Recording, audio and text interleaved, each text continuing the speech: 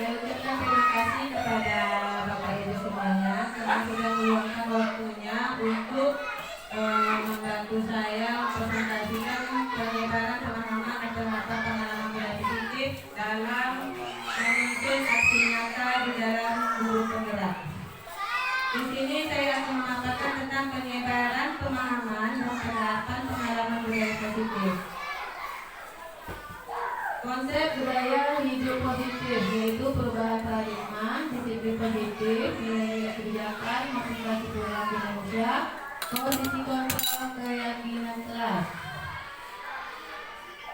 Pembelajaran dengan paradigma baru. Pembelajaran dengan paradigma baru dirancang dengan prinsip pembelajaran berasosiasi sehingga murid dapat belajar sesuai kebutuhannya untuk mencapai profil belajar Pancasila.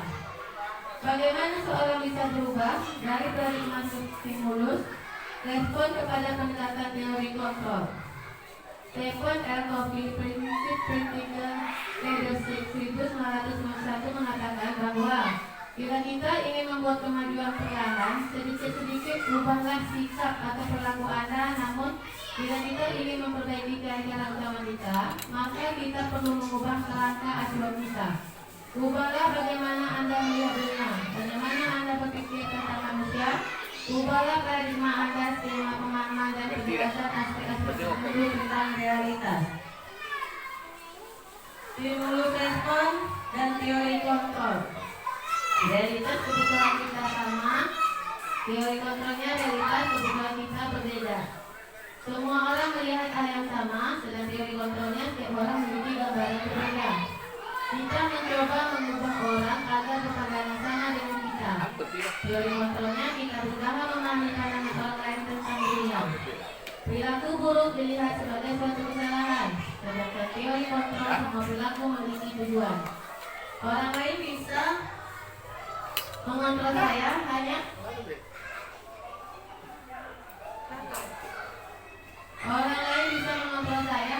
Anda yang bisa mengontrol diri Anda. Saya bisa mengontrol orang lain, teori kontrolnya Anda tidak bisa mengontrol orang lain. Permasalahan ada pada saat rujukan gagal. Kolaborasi dan konsensus menciptakan pilihan-pilihan baru. Mode berpikir menang dan kalah. Mode berpikir menang dan menang. Disiplin positif. Disiplin berasal dari kata disiplina, yang artinya belajar. Maksud disiplin di sini adalah disiplin dari diri sehingga apa yang dilakukan sesuai dengan keyakinan diri. Disiplin positif bertujuan untuk menumbuh motivasi intrinsik pada diri murid sehingga murid menjadi lebih bertanggung jawab dan melakukan segala sesuatu atau dasar kesadaran dari dirinya. Bahkan dengan menghindari hubungan diri terhadap orang lain.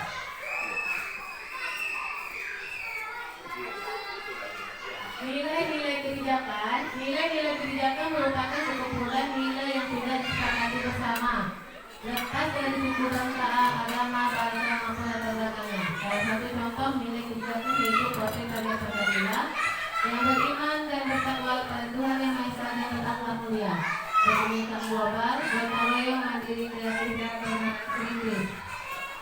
5. Kebutuhan dasar manusia. Seluruh tindakan manusia memiliki tujuan tertentu. Semua yang kita lakukan adalah usaha terbaik kita untuk mendapatkan apa yang kita inginkan. Ketika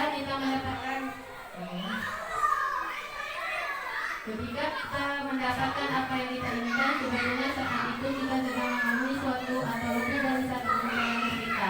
Kita seorang murid kemudian membuat perbuatan yang bertentangan dengan kebijakan atau melanggar peraturan. Hal itu sebenarnya dikatakan mereka gagal memenuhi kebutuhan dasar mereka.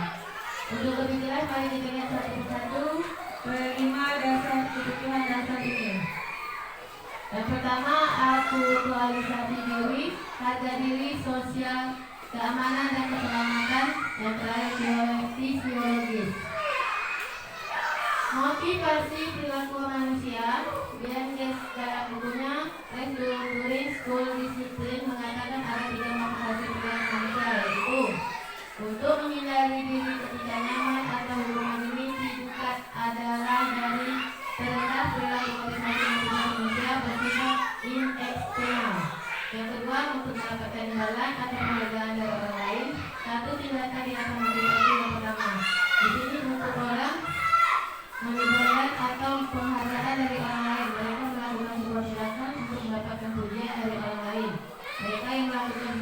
mendapatkan hadiah, pengakuan atau imbalan motivasi. Ini juga bersifat eksternal. Yang ketiga, untuk menjadi orang yang merdeka yang mereka inginkan dan menghargai diri sendiri dengan nilai-nilai yang mereka percaya, mereka melakukan suatu karena nilai-nilai mereka yang ingin dihargai, dan mereka melakukannya karena mereka ingin menjadi orang yang melakukan nilai-nilai mereka yang ingin tersebut. Ini adalah motivasi atau membuat seorang menjadi disiplin positif karena motivasi untuk melakukan disiplin internal bukan eksternal. Ini 5 posisi kontrol guru: pembuku, pembuat merasa bersalah, teman, pemantau, atau leader. Posisi kita di sini di mana? Saat ini kita di sini adalah penghukum. Jika anak membuat salah, kita pasti menghukum, bukan membuat merasa bersalah, teman, atau pemantau, atau leader. Contoh penerapan 5 posisi kontrol guru: murid tidak melaksanakan tiket kelas sesuai jadwal, membersihkan WC. Itu adalah penghukum. Sudah berkali-kali bapak saya bilang ke kakak, apakah kamu tidak kasih sama bapak atau ibu kalau suami ke bapak atau ibu? Itu kalimat untuk membuat rasa bersalah. Ayolah patuhi peraturan kelas. Bantu bapak atau ibu kali ini ya. Kali ini bapak ibu maafkan kalian, tapi kalian jangan bilang lagi ya. Ini kita sebagai teman kepada anak. Sedangkan pemantau, yaitu kita sedang memantau kamu sudah melakukan keinginan kelas. Kamu sudah tahu kan konsekuensinya. Nanti tidak ditahan kamu bersihkan kelasnya dan lain kali jangan diulang lagi ya. Contoh penerapan 5 posisi kontrol guru: murid tidak melaksanakan tiket kelas sesuai jadwal.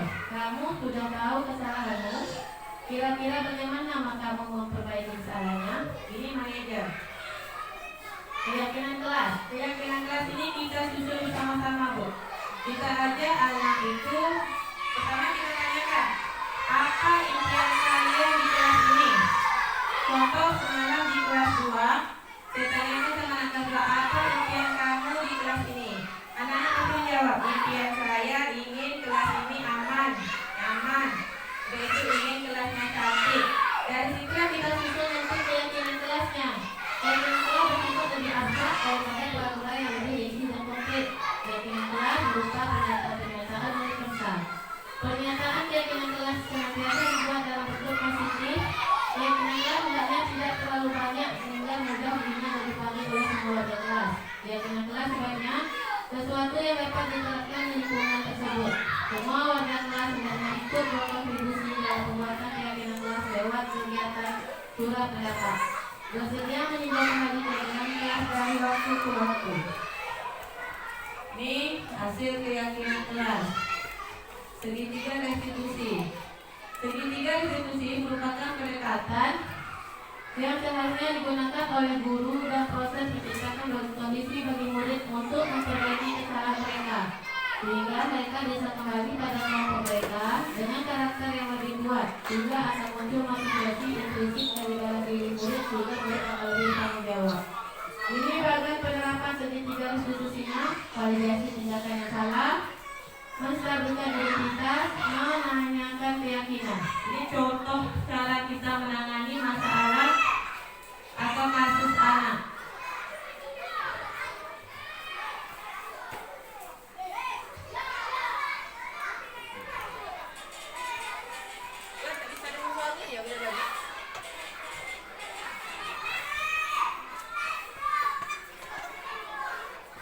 Masuk speaker lah.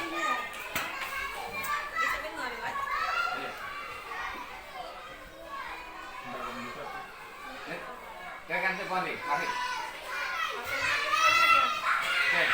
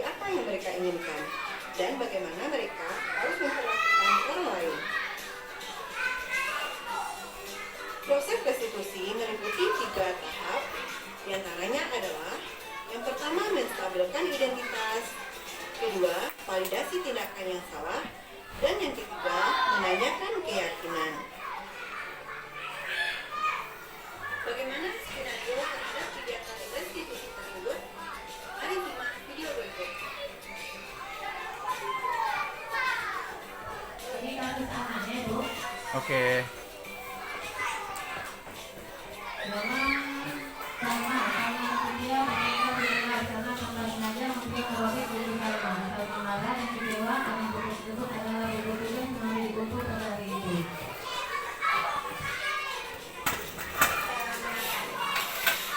Cara dijalannya nanti.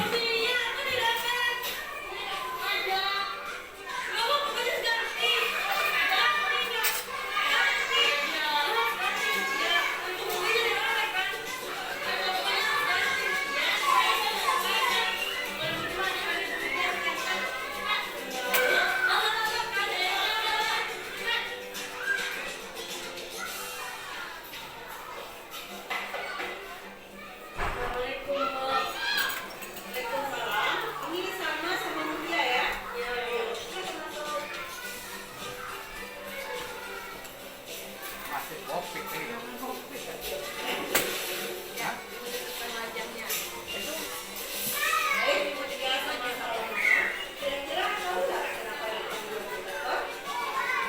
Terus hadirkan dia kita dulu bertanya dulu kesalahannya.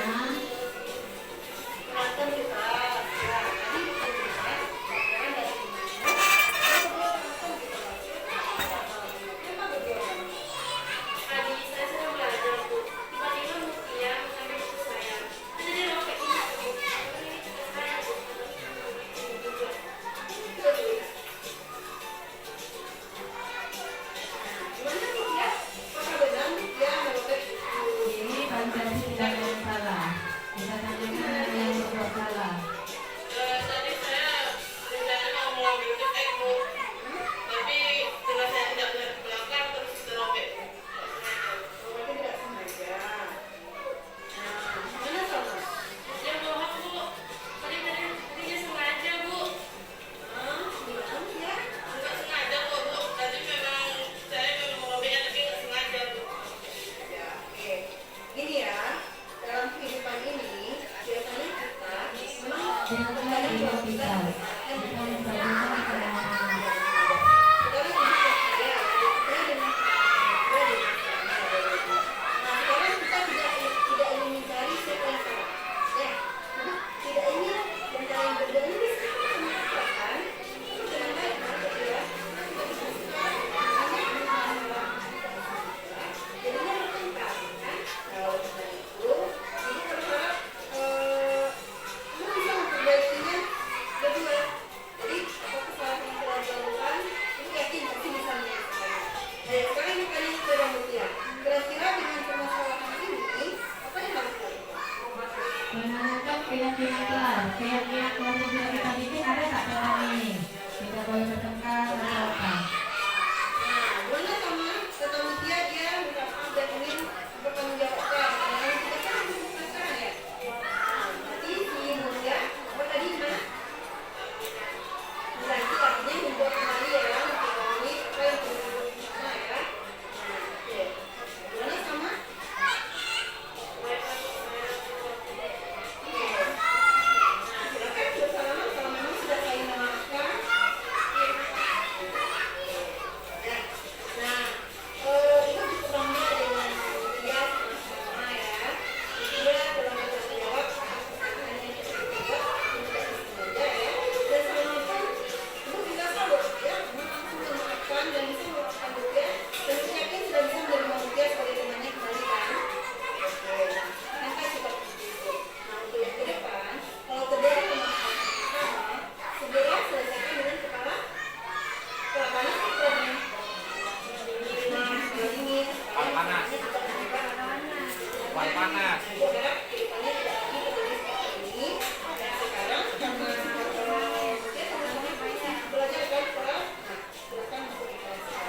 Jadi kita tak boleh marah-marah juga. Siap. Ini contoh penerapan segitiga restitusi yang saya lakukan terhadap si Fatia sama si Ila. Yang kedua si Farhan sama si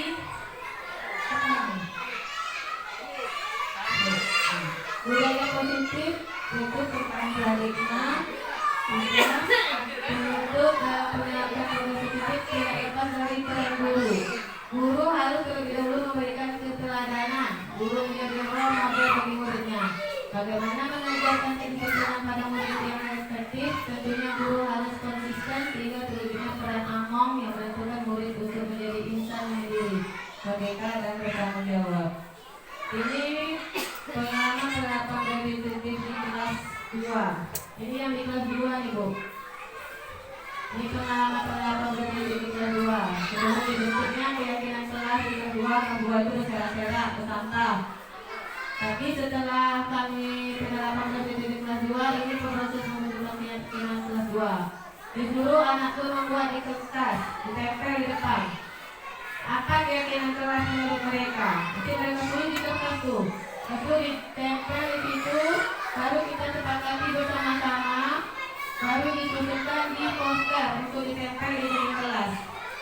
Seperti contoh di kelas 2. Ini pengalaman penerapan progresi di kelas 2 yang sudah dibuat keyakinan kelasnya.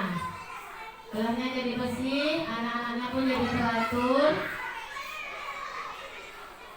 Sekian dan terima kasih. Dan saya rasa hanya sampai di sini yang bisa saya sampaikan. Siap. Lebih dan kurang saya mohon maaf. Samu-samu. Ini bukan yang untuk menggurui, tapi sekedar berbagi ilmu yang saya dapat pada saat mengikuti CGP. Oke.